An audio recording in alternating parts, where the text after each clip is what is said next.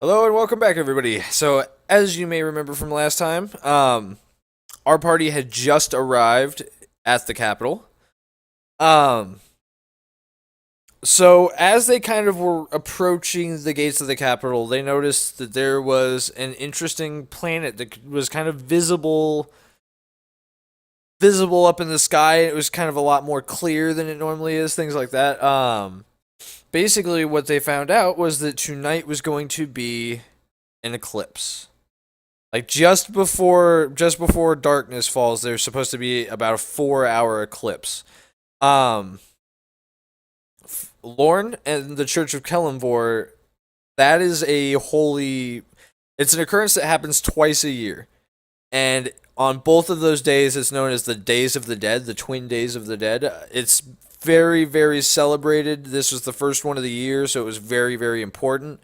So, kind of as they approach the gate, Lauren kind of breaks off from the group and kind of immediately introduces himself, and the guards know what he's there for, and he kind of heads off to go do things with the church. The rest of them, the guard kind of asks what their business is, and they all kind of explain that they have little things or that they're just visiting. Some of them were a little bit more forthcoming, some were less.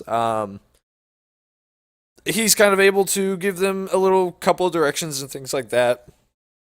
And from there, they head into this. There's kind of a fountain and a small square here, if you will. As soon as they kind of enter, they're approached by a strange man named Barris Hilford, and you can see my notes right here. So Barris Hilford is this very, very old, scholarly-looking gentleman. As he kind of sees them, he kind of drops his books and he's like, excuse me," and he's kind of fumbling to pick up his books as he's kind of rushing towards the group. Um, Immediately they kind of found him interesting, and they were kind of curious to hear what he had to say. And basically, what he explained to them is and he's very apologetic about kind of the abruptness of this discussion, kind of how kind of odd he seems, but he explains that there is a door that is only visible during the solar eclipse. So it's only visible 2 times a year, and he believes that it's kind of tucked away enough that it might not have been discovered and kind of utilized yet, if you will. And the way that he describes it is, from what he has heard, there's supposed to be some kind of vault that the door takes you to. And inside, there's supposed to be a bunch of valuable magical items, as well as a book with knowledge on kind of miracles and actions of the gods before the cataclysmic event that took place 200 some odd years ago. Um, and he tells them that he will show them the location of the door if they will agree to bring him the book. To which the party agrees. Now, he tells them it's going to be about, I don't know, 6 hours before the eclipse is supposed to start. So they have a little bit of time to kind of prepare and head off and do their own things. It's at this point, our necromancer Tiberius kind of heads off to the floats. He tells everybody he's going to be back soon, but he has to go take care of something. And while he does that, the others kind of head off to the general store to kind of get a feel for what's going on. At this point, our artificer has broken off from the group, and the player that is actually playing the artificer has switched to another character that he is more interested in playing. It wasn't much of a hassle for me. It's another character that's a member of the trade guild, so it made it easy for me. The character's name is Zan, and the way that I introduce Zan to the story is Zan is currently investigating the old man, Barris Hilford. What the trade guild knows is that this man showed up to the town. He kind of started asking some not not sinister questions, but he's kind of asking weird questions, and nobody seems to know what his business in Talismancia is. So it's not that they think he's necessarily evil or a bad guy or a threat or anything like that. They want to know what he's up to. The trade guild prides themselves on knowing what's happening in the capital, so they've asked Zan to kind of keep an eye on him and see if he can figure out what's going on.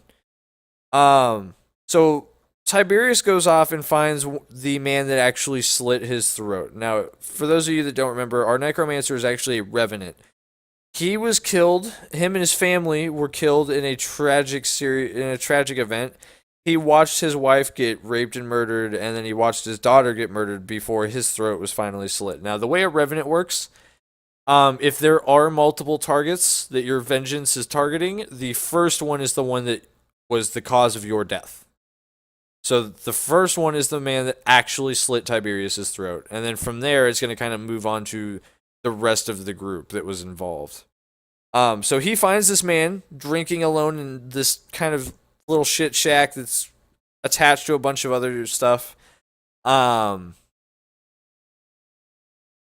the guy kind of immediately recognizes Tiberius, and it seems that this guy has been having nightmares for some time because he's just like the nightmares were true, you know. And Tiberius immediately moves to murder the man. Now, however, as he kind of picks the man up by his shirt and goes to kind of start the process, he becomes frozen. His body just kind of locks up and betrays him, and the man falls to the floor and is kind of sitting there in a pile, just terrified. And Tiberius hears a strange kind of shadowy, whispery laughter in the back of his mind. Now, Tiberius knows that he made some kind of dark pact to become a revenant, but he does not know who it is.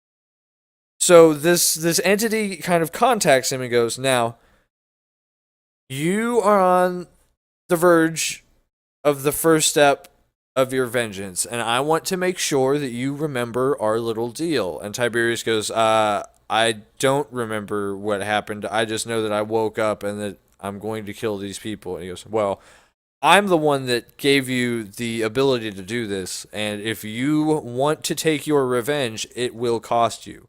I'm not going to ask you for anything now, but you will have to give me something by the end of this conquest." And Tiberius kind of has a moment of hesitation because he is a worshiper of Mysteria, the Lady of Mysteries.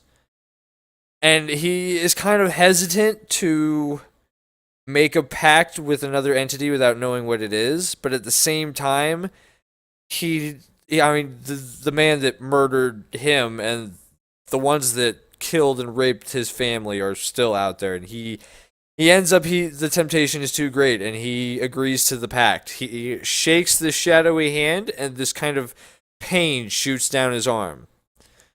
From there, he's kind of left not quite knowing what's going on in there and what's going on with his soul, but he does end up kind of killing the man. He cleans the bones and kind of puts them in his pack to take with him. And he's also carved a number into the skull. From there, he meets up with the rest of the group. They meet back up with Barris Hillford, and they end up finding the door as the eclipse starts.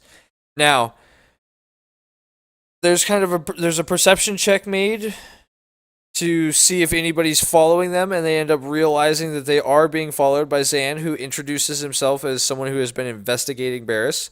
Barris doesn't seem too upset about it. He's almost worried that Zan was there to kill him, and when he realizes that that's not the case, they kind of all settle down, and everyone except for basically Barris gives them a scroll that will teleport them back to him if something should happen, because they ended up asking what would happen if the door closes while they're in there. So he gives them a scroll that's supposed to teleport them to him, and then he kind of ushers them all in. Now, as they enter, rather than appearing in a vault, our friends show up in a strange forest that looks, to Tiberius, who's kind of knowledgeable, this looks like something that he recognizes or that he's heard about, called the Feywild.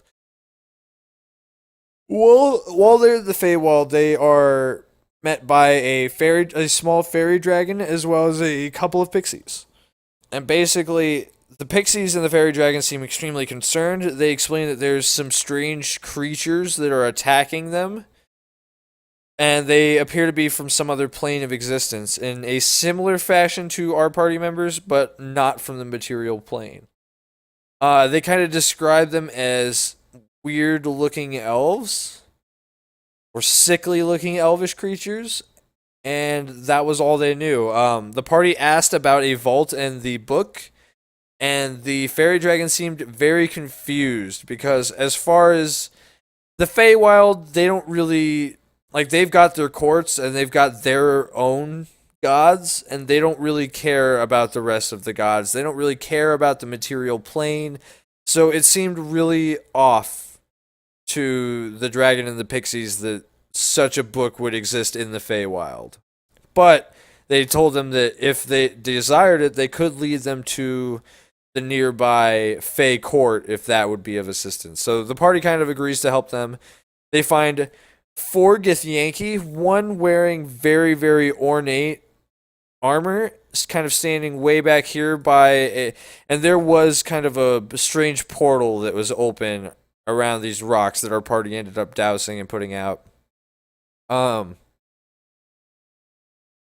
so the one kind of seemed in charge. The rest of them kind of almost seemed like trainees. They had very different weaponry and armor. They seemed very kind of new to dealing with at least the members of our party. Um, there was a fight. They were just fighting the three trainees. With this guy kind of said, "There's your challenge, boys. Go deal with them, if you will." Um, so during the fight, Christopher decided that he wanted to pick a fight with the big guy at the back, whose name ended up being Rizix. Rizix is a powerful Githyanki general, so Rizix almost one-shotted Christopher. Christopher managed to land a couple of blows against him, surprisingly, but it very much looked like Christopher was in a bad situation. They ended up finally killing the other three, and as they were about to turn their attention to the general, he goes, "Well, I guess I should call in my allies as well," and kind of implies that those three were kind of worthless to him, and he blows this horn, and as he blows the horn, a large red dragon swoops down and lands on the ruins behind him. And in the lore of the Githyanki, they are very known for working with the red dragons, and that was kind of an agreement that Tiamat made with them, was that in exchange for their assistance in various matters and their fealty, a red dragon cult would be assigned to work with the Githyanki. So the champion he pulled himself up onto the dragon, he threw his silver sword into the ground, and he basically told Christopher to take the sword and said that he was going to be coming back for it. Kind of implying that Christopher wasn't worth his time now, but he wanted an excuse to come back and fight him later. Like, you very much got the sense that he was amused by Christopher's approach and by the fact that Christopher did want to fight him.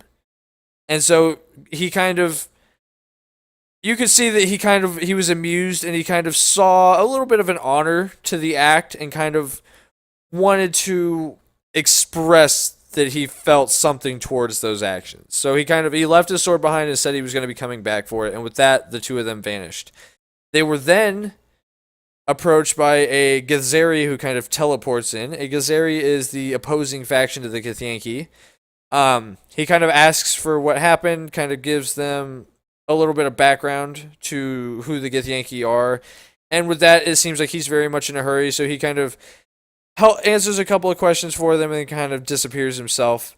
The group finds a strange magical teddy bear near the altar, and then they are also gifted a small strange canine tooth by the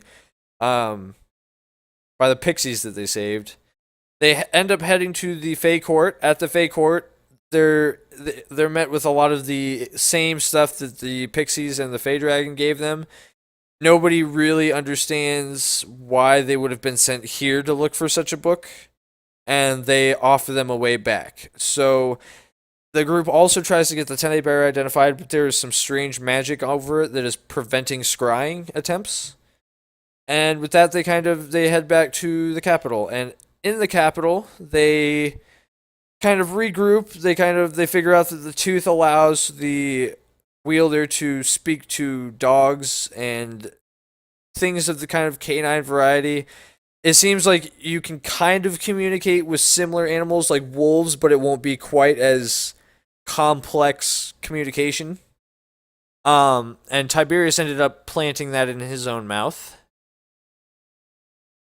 while they were staying at the inn, everyone decided that since it's a magical teddy bear, they all decided that maybe they should hug it. Maybe that would have some kind of effect. So everyone gave it hugs. The three people that did hug it kind of got the impression that it was kind of connecting itself to them in some way. They didn't know how. And that night when they were sleeping, Gelt snuck into Christopher's room to try to kind of get an idea. She had an interest in the teddy bear, but she also hadn't directly asked anybody for it. She kind of wanted to sneak in and kind of look at it on her own. So she sneaks in while they're sleeping, and while they're sleeping, everyone hears this nursery rhyme. And see if I can find it real quick, because it was actually really creepy and fun.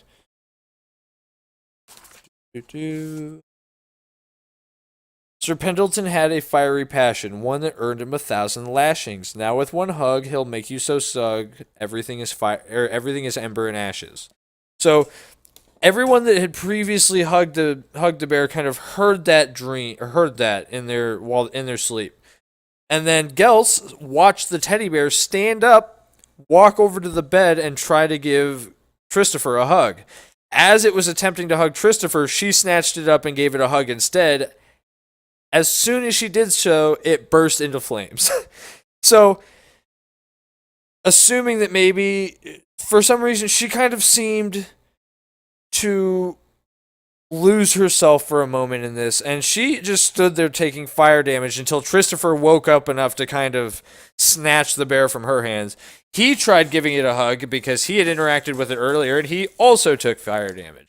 So kind of there was another round of people giving it hugs, and except this time everyone was taking fire damage because they couldn't figure out how to make it stop. Finally realizing that hugging it was not the answer, Christopher dropped it and it set the bed on fire. At about this time, the innkeeper has heard the shouting, and they immediately send him for water, and Christopher runs down with him for water. They grab a couple of buckets, they kind of run up, they pour the water over the bed to kind of get that fire out, and then they dunk the bear in the other bucket. They end up dealing with the bear. The next day, they take it and they sell it to someone who understands the nature of it and seems very... He seems like he's going to use it on a fellow mage. So you get the impression that he knows what he's doing, and he's going to use it for a prank, and he gave them a fair amount of money for it. And with that, that's kind of where we ended, guys. Geltz talked to the kind of guard that watches over the ruins in the center of the city, and she kind of got the information that she needed to move forward with her quest. And Christopher also spoke with his contact, Canugo, who... This man had information on Christopher's uncle being kidnapped. So both of them have kind of queued up their character-specific quests to be ready for next time, but haven't specifically started it yet. And with that, that's kind of where we ended our session, guys. Our next one is going to really start diving into the character-specific quests. We'll have Lauren back. This should be a lot of fun. This was a really, really fun one for me. The Githyanki's having Misty Step 3 times a day was really fun because I got to... The front line initiated, and then they got to blink in on the back line, which really threw everybody off. So there was definitely a couple moments this time where you could see that people were legitimately scared, and when the dragon showed up, I distinctly heard a couple of my players go, "What? We're level 3!" Like they were absolutely terrified of fighting this dragon. But luckily, it wasn't in Rizik's plans to do so. So they ended up making it out okay, but we definitely gave them a decent scare, more so than we had in the past, even with the scorpion and things like that. So you can see that I'm finding ways to elevate the scares on the group and even make things challenging without necessarily having to introduce things that are just crazy, if you will. And another thing, too, I had fully planned that there was the possibility that they might kill Rizix here. And if they did, that would pave way for other stuff later. Now, luckily, Rizix managed to live, so now there's this kind of fun little rivalry between him and Christopher that we get to play out, possibly. We'll just kind of have to see what happens. But yeah, it was one of my favorite. Again, this was another really, really fun one. I don't know if it rivals Christopher getting crushed by the scorpion, but it was a lot of fun, and you could tell that my players had a really, really good time with this one. They really enjoyed the Feywild. They really enjoyed the Fey creatures. Especially, I have one of my players has been a DM multiple times in the past. He seemed to really enjoy having the appearance of the Githyanki and things like that. So it was a really good one for all of us, and I look forward to next week. Thank you guys for watching, and I will see you next time.